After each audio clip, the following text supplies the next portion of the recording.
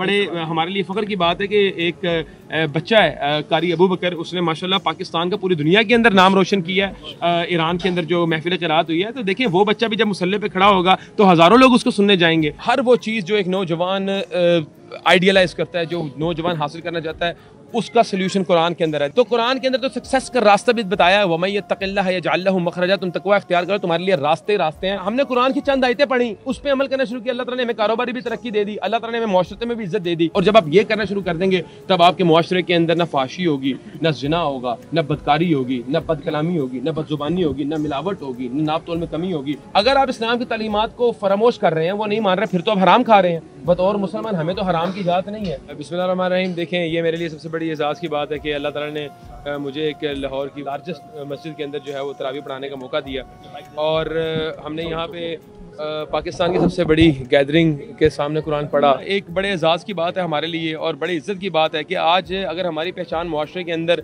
कुरान की वजह से, ना कोई हमें बतौर डॉक्टर जानता है, ना ही कोई हमें बतौर कारोबारी शख्सियत जानता है, हमें लोग जानते हैं तो हाफिज़ कुरान की वजह से जानते हैं। इज़्ज़तें जो हैं वो हैं ही दीन में, रुतबा है ही दीन में। जो तल्लुक दीन की बुनियाद के ऊपर बना होगा वो तल्लुक अबदी है, वो कभी ज़िंदगी में वो जन्नत की दीवारों तक कायम दायम रहेगा। ये दुनियावी मफादात की बिना पे जो तल्लुक बनते हैं वो तो मफाद की वजह से तल्लुक होते हैं, जब मफाद ख़त्म हो गए तल्लुक भी ख़त्म हो गए। तो हमारा तल्लुक अल्हम्दुलिल्लाह इस मस्जिद के एक एक नमाज़ी से दीन की बुनियादों पे बना है, कुरान की वजह से बना है, इस्लाम की वजह से बना है। और हम इंशाल्लाह अपने तमाम तर जो नए भाई जिनसे इस बार मुलाकातें हुई हैं, जिनसे इस बार जो है वो मिलने का मौका मिला, जिनने हमारा कुरान सुना, जिनसे हमें मोहब्बत हुई क्योंकि वो कुरान से मोहब्बत करते थे, वो अहले कुरान थे, हम में और उनमें सिर्फ एक ही चीज़ जो है वो कॉमन थी, वो थी कुरान की मोहब्बत और इस्लाम की मोहब्बत। तो इंशाल्लाह उन लोगों से भी इंशाल्लाह अब तल्लुक जो है वो जन्नत की दीवारों तक कायम दायम रहेगा, और इंशाल्लाह जन्नत के अंदर भी इसी तरह हम कुरान पढ़ेंगे भी और सुनेंगे भी इंशाल्लाह। हमने तो अल्लाह के फजल करम से फ़लस्तीन के मस्जिद अक्सा के बारे में दुआएं की हैं, बाकी इंशाल्लाह उम्मीद है अल्लाह ताला दुआओं को सुनने वाला है। और अमली तौर पे भी हम चाहते हैं कि हम हुकूमत को ये पैगाम दें कि आप फ़लस्तीन के मुसलमानों के बारे में कुछ हिकमत अमली बनाएं और कुछ ना कुछ उनको आप सपोर्ट दें। जिस तरह आपने कुरान पढ़ा है, आने वाले वक्त में इस तरह के कितने हुफ़ाज़ जो है वो आप तैयार करेंगे? देखिए, मैं आपको बात बताऊं कि कभी कभी तो हम भी हंसते हैं और अल्लाह ताला की इस रहमत के ऊपर बड़ा जो है ना वो हमें भी मयूब होते हैं कि अल्लाह ताला की ज़ात कितनी गफूर रहीम है, कितनी रहमानुर रहीम है कि मैं तो कुरान पढ़ता हूँ सादा, मेरे तो कुरान में कोई बनावटी नहीं है, मैं किसी की नकल भी नहीं करता।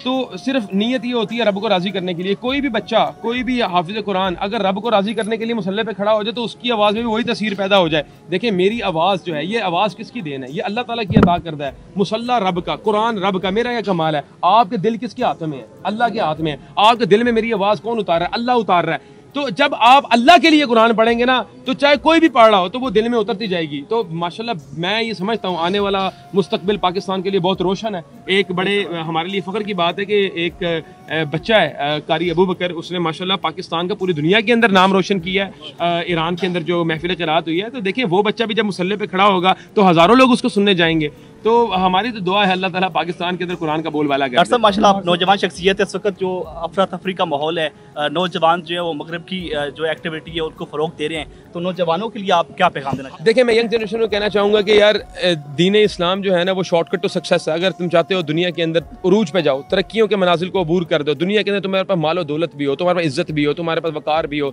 तुम्हारे पास पैसा भी हो, हर वो चीज़ जो एक नौजवान आइडियलाइज़ करता है, जो नौजवान हासिल करना चाहता है, उसका सल्यूशन कुरान के अंदर है। देखें, कुरान मजीद अल्लाह ताला की ये किताब जो नबी करीम सल्लल्लाहु अलैहि वसल्लम के ऊपर नाजिल हुई, हम नबी करीम सल्लल्लाहु अलैहि वसल्लम के उम्मती होने के बतौर ये बात को ये दावा करते हैं कि ये कुरान करीम कामिल नहीं, अकमल, मुसद्दका, ऑथेंटिक 100% किताब है। इसके अंदर एक एक लफ्ज़ सच्चा है, एक एक हर्फ सच्चा है, ज़बर पे सच्ची है, एक एक नुक्ता सच्चा है इस किताब के अंदर। तो कुरान के अंदर तो मोमिनों को ज़मानत दे दी, व अंतुमुल आलऊन इन कुंतुम मुमिनीन, बुलंदियों पे होगे अगर तुम मोमिन होगे।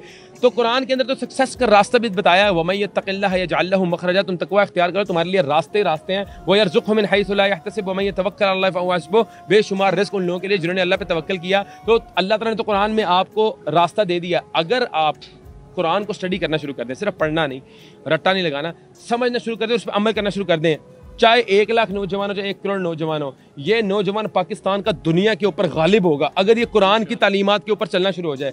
मैं आपको मिसाल देता हूँ, मैं खाकसर नकारा ज़ीरो आदमी, और दुनिया का मैं तो करोड़ों नौजवानों से ज़्यादा जो है वो मैं समझता हूँ कि पढ़ाई में भी नकारा हूँ, एवरेज स्टूडेंट था।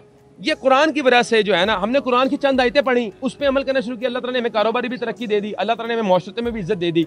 तो कुरान में इज्जत है, अल्लाह ताला ने कुरान में फरमा दिया ना, वनुनज़्ज़िलु मिनल कुरानि मा हुवा शिफ़ाउन व रहमतुल लिल मुमिनीन, ये कुरान अल्लाह ताला ने नाजिल किया, ये शिफा है और रहमत है मोमिनीन के लिए। तो यार मोमिन बने, दीन इज़ नॉट ए चॉइस। बतौर मुसलमान हम यहाँ पे जितने भी यहाँ पे लोग खड़े हुए हैं, हम लोगों ने अगर दीन फॉलो किए तो हम किसी पे एहसान नहीं कर रहे, रब पे ये हमारा एहसान नहीं है, रब का हमारे पे एहसान है कि वो हमें तौफीक दे रहा है कि हम दीन को फॉलो कर रहे हैं। और जब आप ये करना शुरू कर देंगे तब आपके मुआशरे के अंदर ना फाशी होगी, ना जिना होगा, ना बदकारी होगी, ना बदकलामी होगी, ना बदजुबानी होगी, ना मिलावट होगी, ना नाप तोल में कमी होगी, ना वालदैन के साथ बुरा सलूक होगा, ना उस्तादों को के साथ ज्यादती होगी। हमारे मुआशरे के तमाम तर मसाइल हैं इसलिए क्योंकि दिल में रब का खौफ नहीं है, लोगों के दिल में रब का खौफ डॉक्टर साहब नहीं है। लास्ट क्वेश्चन, इस दफ़ा आप रमज़ानुल मुबारक में टीवी नशरियात में नजर नहीं आए, इसकी क्या वजह है? देखें, टीवी नशरियात एक बड़ी हैक्टिक जॉब होती है। ये बहरिया ग्रैंड के अंदर मुसल्ला सुनाना, उसकी तैयारी करना एक बड़ा वो भी एक बड़ा एक अमल था। पूरा दिन जो है वो लग जाता है अपना सपारा तैयार करते हुए, मुराजा करते हुए। इंटरनेशनली हमारी ट्रांसमिशन जा रही होती है, पूरी दुनिया के अंदर लाखों लोग सुन रहे होते हैं। तो एक हाफिज़ कुरान के ऊपर ये भी प्रेशर होता है वो गलती ना आए, या मैं जो है वो देखें, हमने ज़बर पेश मद नुक्ता हर चीज़ को मद्देनज़र रखते हुए याद करना होता है। तो एक प्रेशर था जिसकी वजह से फिर मैंने कहा मैं अपने आप को ज़्यादा रिलैक्स रखूँ, मेंटली मैं इतना जो है वो एक्सर्ट ना हो। डॉक्टर साहब की मुझे ये बताइएगा, क्या इस्लाम और कारोबार ये दोनों मिला के चलाए जा सकते हैं? लोग कहते हैं भजन कारोबार करना है, झूठ भी बोलना पड़ेगा, थोड़ी बेईमानी भी करनी पड़ेगी। मुसलमान के लिए तो इस्लाम पे ऊपर रहते हुए कारोबार करना फर्ज है।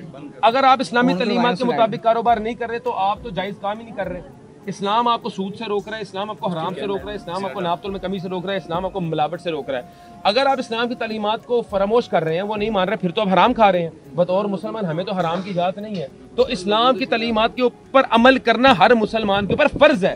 जिस तरह नमाज फ़र्ज है, इस तरह हर अमूर को सरअंजाम इस्लामी कवानीन के मुताबिक, इस्लाम के असूलों के मुताबिक सरअंजाम देना बतौर मुसलमान हम पे फ़र्ज है। ठीक है, तो ये तो कोई ऑप्शन ही नहीं है ना कि इस्लाम का मैं फॉलो करता हूँ तो मैं हाजी साहब हूँ, नहीं करता तो मैं जो है वो साजा माजा हूँ, ये कोई चक्कर नहीं है। अच्छा, एक आखिरी सवाल है डॉक्टर साहब, एक आखिरी सवाल है कि हर जो हुफाज है, क्या आप उसको मशवरा देते हैं कि वो इसी तरह ही जो है सोशल मीडिया इन्फ्लुएंसर बन जाए और मोटिवेट करे बकायदा?